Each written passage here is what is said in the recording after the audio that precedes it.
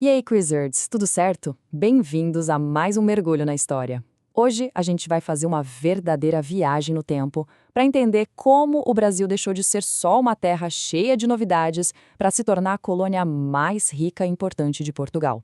Bora lá? Pois é, essa é a grande pergunta que vai guiar a gente hoje. E olha, já dou um spoiler: não foi um plano que deu certo de primeira. Foi um processo cheio de tentativas, muitos erros e uma baita mudança de estratégia no meio do caminho. Então, vamos desvendar esse quebra-cabeça juntos? Então, vamos começar pelo comecinho de tudo. Nos primeiros anos, os portugueses não estavam muito a fim de construir cidades ou fazendas por aqui. A ideia deles era bem outra, focada em uma coisa só. Olha só, durante os primeiros 30 anos, ali entre 1500 e 1530, Portugal basicamente só explorou o nosso litoral. Esse tempo é conhecido como período pré-colonial. A coroa portuguesa estava mais interessada era no comércio com as Índias. E o Brasil era visto mais como uma parada estratégica no caminho. Só que isso ia mudar completamente por causa de uma árvore. E essa árvore era o famoso pau-brasil. A madeira dela soltava um corante vermelho, que era super valioso na Europa, sabe? Usavam para atingir tecidos de gente rica. Então, a primeira grande atividade econômica por aqui foi o extrativismo, ou seja, arrancar essa madeira da Mata Atlântica, muitas vezes usando o trabalho forçado dos povos indígenas. Só que aí pintou um problemão. O Brasil era e ainda é enorme. E outros países, tipo a França, também estavam de olho no pau-brasil e começaram a aparecer por aqui. Portugal precisava ocupar o território de verdade, senão ia acabar perdendo a terra. E foi aí que veio a primeira grande ideia deles. Para resolver esse pepino de ocupar um lugar tão gigantesco, o rei de Portugal pensou: não vou dar conta disso sozinho, preciso de ajuda. E foi assim que nasceu o primeiro sistema de administração da colônia. E esse plano foram as capitanias hereditárias. Pensa assim, o rei pegou o mapa do Brasil e fatiou como se fosse uma pizza, em 15 pedaços gigantes que iam do litoral até onde ninguém sabia direito. Cada fatia dessa foi entregue a um nobre, o donatário, que tinha a missão de colonizar com o próprio dinheiro. Basicamente, uma terceirização da colonização. Só que a ideia, que no papel parecia genial, na prática foi um fracasso. Por quê? Bom, a maioria dos donatários não tinha grana para um projeto tão caro. A distância de Portugal também atrapalhava muito.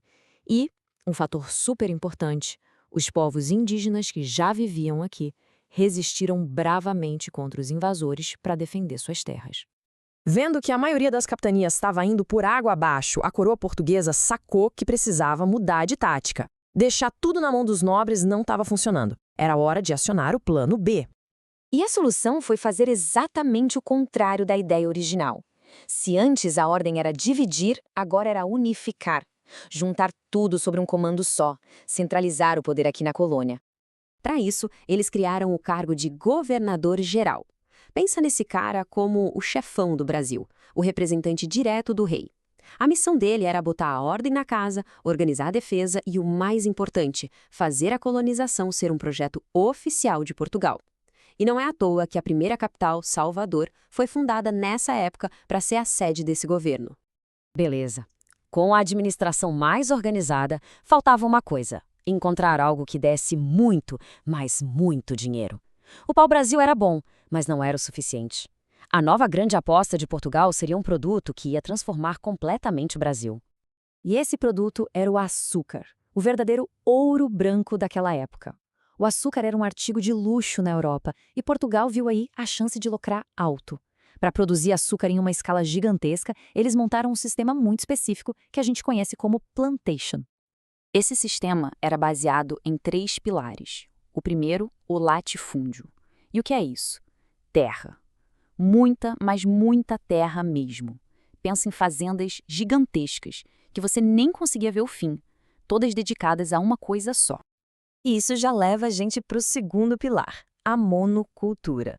Mono quer dizer um, ou seja, em toda aquela terra só se plantava uma cultura, a cana-de-açúcar. E quase tudo isso era para exportar, para vender lá na Europa e encher os cofres de Portugal.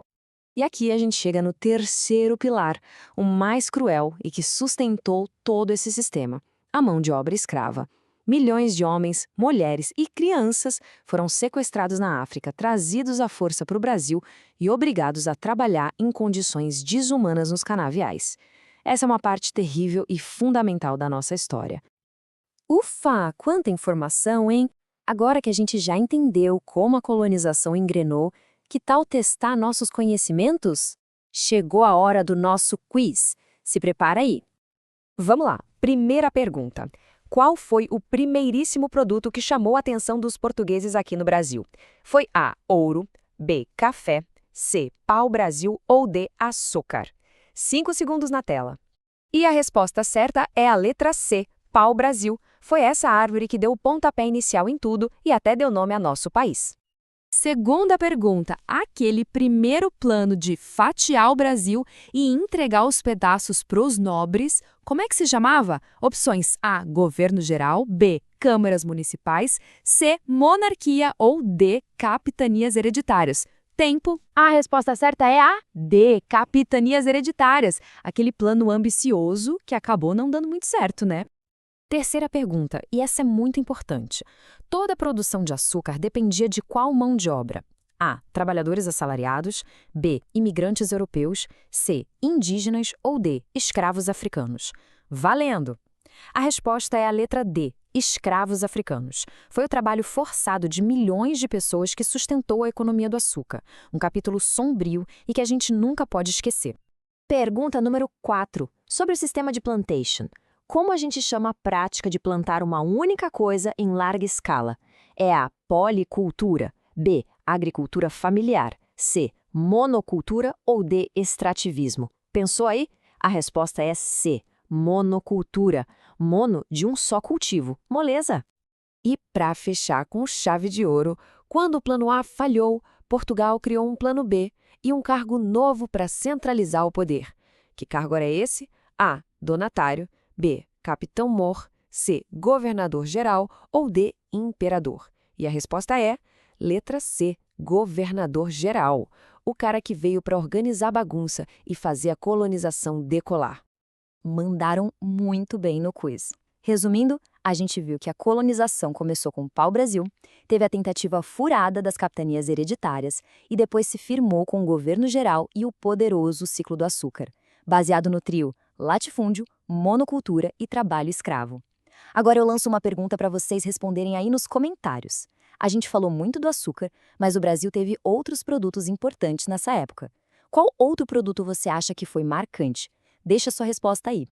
É isso, Quizzers. Espero que tenham curtido essa viagem ao início da nossa história. Se você aprendeu algo novo hoje, já sabe o que fazer, né? Segue o canal, ativa o sininho para não perder nada e, claro, deixa aquele like para dar uma força pra gente. Um abraço e até a próxima!